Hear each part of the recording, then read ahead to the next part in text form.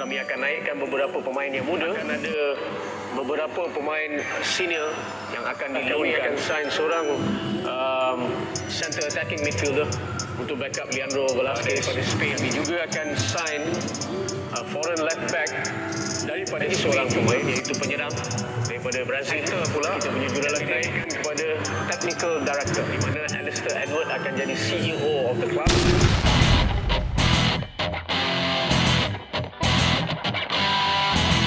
Okay, welcome back to Bola 79 guys.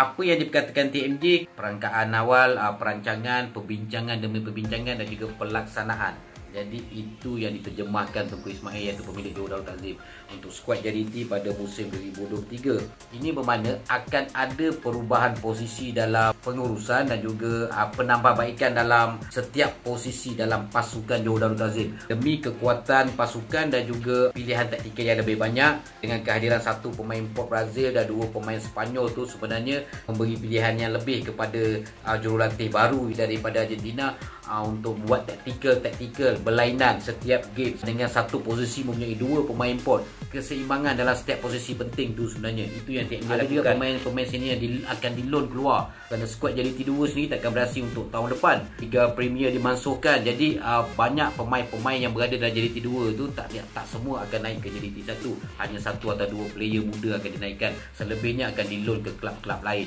Dan kenaikan pangkat Alistair Edward daripada pengarah teknikal kepada CEO. Wah, ini memberi spirit yang baru lah kepada Alistair Edward kerana beliau dah lama berkhidmat dalam kelab Johor Darul Ta'zim. Dan coach Hector pula dinaikkan pangkat sikit dan berubah posisi daripada jurulatih kepada pengarah teknikal. Jadi kesimpulannya sebenarnya pada aku untuk target skuad JDT 2023 ni sebenarnya nampak macam satu kejutan lah, sebab untuk season 2022 memang luar biasa. 4 piala dalam tangan, Subangsih, Piala FA, Liga Super dan juga Piala Malaysia.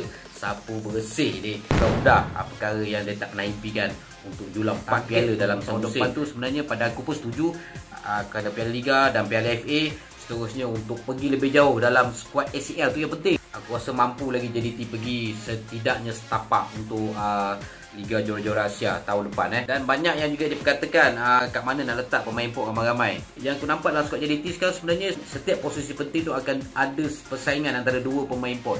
Sebab kalau hanya bergantung dengan seorang pemain yang berkualiti dalam setiap posisi penting, kemungkinan pemain ni sebenarnya tidak menunjukkan 100% performance. Sebab kalau dia tak perform pun kelab akan turunkan dia, sebab kelab tak ada pilihan. Tetapi TMJ buat start tahun 2022 setiap posisi ada dua player import yang masing-masing akan menunjukkan segala kreativiti, effort, skill, teknik daripada pemain-pemain yang dibayar harga lebih tinggi daripada pemain tempatan. Seharusnya persaingan sihat dalam satu posisi itu membuatkan JDT pada tahun 2022 ni 4 piala dalam tangan. Jadi itu yang tambah baik pada 2023. 3 pemain import tu akan masuk. Pemain seperti Corbin Ong, pemain seperti Leandro, Forestieri dan juga Backson takkan boleh selesa dengan intensity game dia yang ada. Jadi persaingan tu akan membuat kelab JDT akan lebih strong dan lebih konsisten, dan juga banyak variasi permainan serta tactical game yang berubah-ubah disebabkan kerana ada player-player lebihan. 2 piala je untuk domestik sebenarnya yang ditarget, Piala Liga dan juga Piala FA. Dan untuk ACL adalah lebih keutamaan JDT kerana dah berapa tahun